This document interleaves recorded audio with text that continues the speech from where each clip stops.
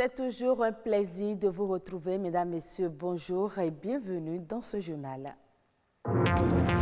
Élèves et écoliers du CM2 ont repris le chemin des classes ce 11 mai conformément à la décision du gouvernement, mais avec l'obligation d'observer les mesures, notamment le port de masque pour tous les usagers. Le constat dans ce journal.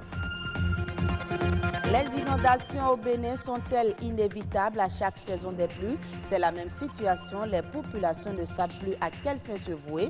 Un spécialiste met l'accent sur la prévention. La question de l'hygiène menstruelle, un sujet tabou dans nos sociétés, alors qu'une bonne hygiène menstruelle peut sauver des vies. Il est temps d'agir et de briser les tabous.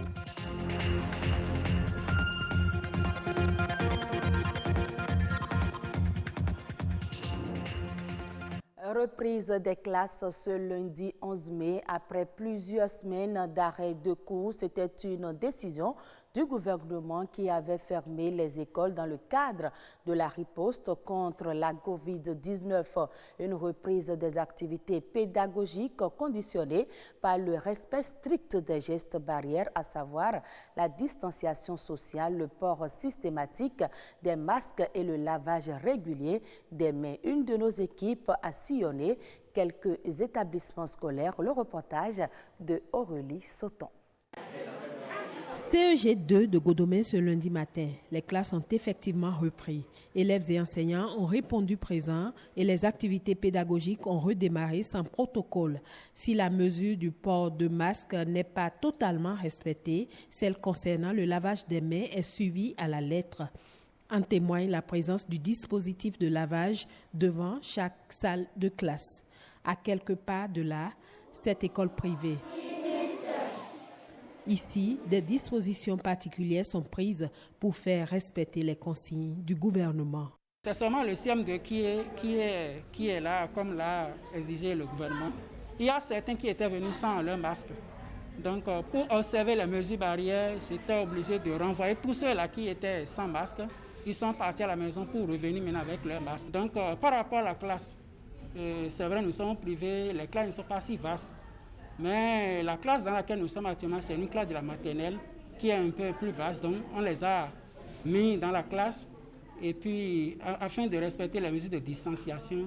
Même la récréation est organisée de sorte à faire respecter la distanciation sociale. Ils sortent classe par classe. Une classe finit sa récréation, l'autre va en récréation.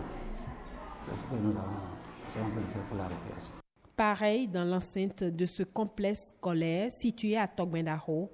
Un point d'honneur est mis sur le respect des gestes barrières. Déjà à l'entrée, vous allez voir un dispositif de lavage des mains. Et après ça, dans les classes, nous avons essayé de classer les enfants avec une distance, un écart d'au moins 1 mètre. Et ils sont disposés en dents de scie pour ne pas se toucher. Il y a un gel de lavage des mains qui est disponible aussi et qui est pressé à chaque fois sur les mains pour pouvoir désinfecter les mains. Tous nos apprenants ont leur masque et c'est exigé. Déjà avant d'entrer dans l'établissement, ça se contrôle. De part et d'autre, l'accent est mis sur la sensibilisation afin de conscientiser les apprenants sur l'importance du respect des mesures.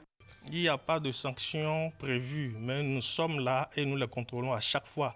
Nous passons régulièrement devant les salles pour vérifier si réellement les masques sont sur leur visage et si réellement tous ceux qui sont dans la classe ont pris part le lavage des mains avant d'entrer en salle. On essaie de les sensibiliser en classe. Vous devez faire ceci, vous devez faire ça, pour éviter ceci, pour éviter ça. À l'endroit de ceux qui ne veulent pas respecter. Si c'est le port de masque qui n'est pas respecté, c'est le renvoi. Si on vous surprend, vous voulez frauder, vous ne voulez pas vous laver les mains avant d'entrer, on va vous faire revenir.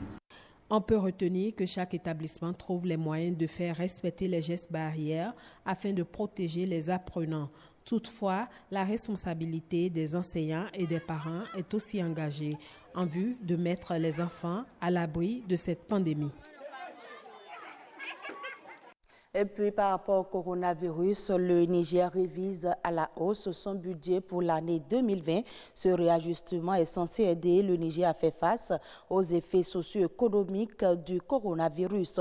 Les ajustements effectués selon le gouvernement portent sur certaines mesures fiscales, des annulations et des ouvertures additionnelles de recettes, ainsi que des annulations et des ouvertures de crédit. Ce projet de loi adopté en Conseil des ministres et portant première rectification de la loi de finances pour l'année budgétaire 2020 va être transmis à l'Assemblée nationale pour adoption.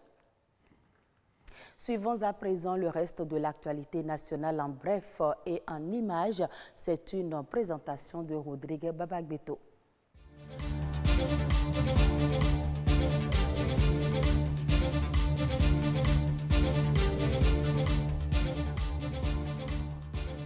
De 284 cas à la date du 8 mai, le Bénin passe désormais à 319 cas confirmés de coronavirus.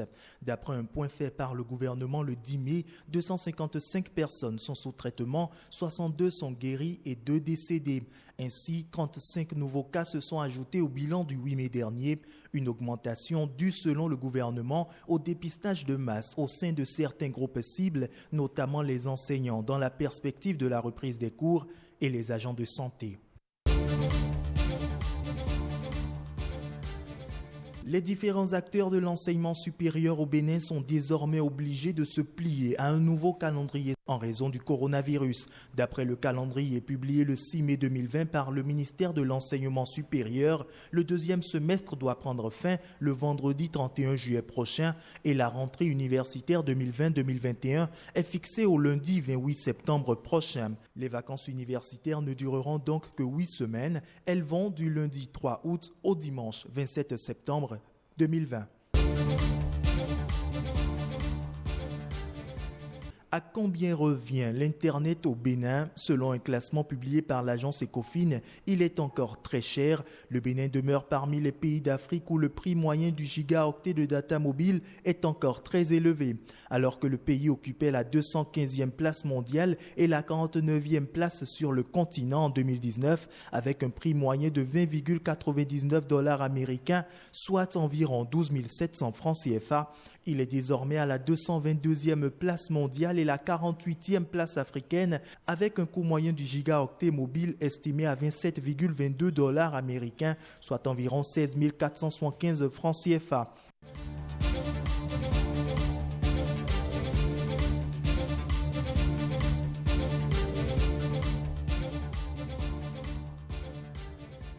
COVID-19 à la date du 11 mai 2020. Il faut dire que la situation a évolué au Bénin. Le pays enregistre 327 cas confirmés de coronavirus avec 249 personnes sous traitement, 76 cas guéris et 2 décès.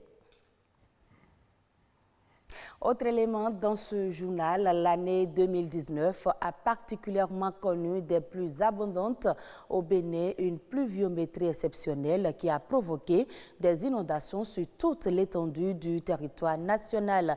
Une situation récurrente à chaque saison des pluies. Peut-on prévenir les inondations ou sont-elles inévitables? Hervé Koumassi, spécialiste des questions liées aux risques et catastrophes naturelles, répond au micro de Gloria Oni. On ne peut pas éviter les inondations, mais on peut réduire les risques liés aux inondations. Parce que quand vous voyez les populations s'installent dans le lit majeur des cours d'eau parce que ce sont des zones fertiles à l'agriculture. Maintenant, quand l'inondation va venir, c'est comment faire pour réduire les risques liés à ces inondations-là. Et la gestion des inondations prend en compte la prévention, la gestion de l'urgence et la gestion post-inondation. Au niveau de la prévention, par exemple, nous permet de mettre en place tous les éléments qui vont nous permettre de réduire la catastrophe quand elle est là. Par exemple, on peut arriver aujourd'hui, à partir des calculs mathématiques, chercher à connaître les quantités d'eau qui sont capables de créer des inondations. Et ça, on a l'habitude de faire ça, on a fait ça sur plusieurs bassins déjà au Bénin pour dire, voilà les quantités d'eau qui sont susceptibles de créer des inondations. De la même manière, à partir des cycles, on est arrivé dans certains bassins à déterminer les zones qui sont susceptibles d'être inondées quand on a telle ou telle hauteur de pluie.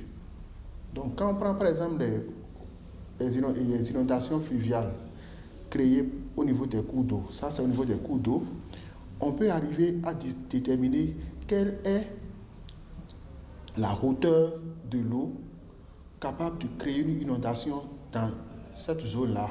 Donc on fait ça grâce à ce qu'on appelle la randonnée fréquentielle, qui peut nous donner les valeurs des débits ou des précipitations capables de gérer des inondations. Les menstrues constituent un moment important dans la vie d'une jeune fille qui passe de l'enfance à l'adolescence. Dans de nombreux pays, les filles vivent cette période avec trop peu d'informations et d'aide, alors qu'une bonne hygiène menstruelle peut sauver des vies. Et il est important de briser les tabous afin de permettre à la jeune fille de bien vivre ses menstrues. Reportage.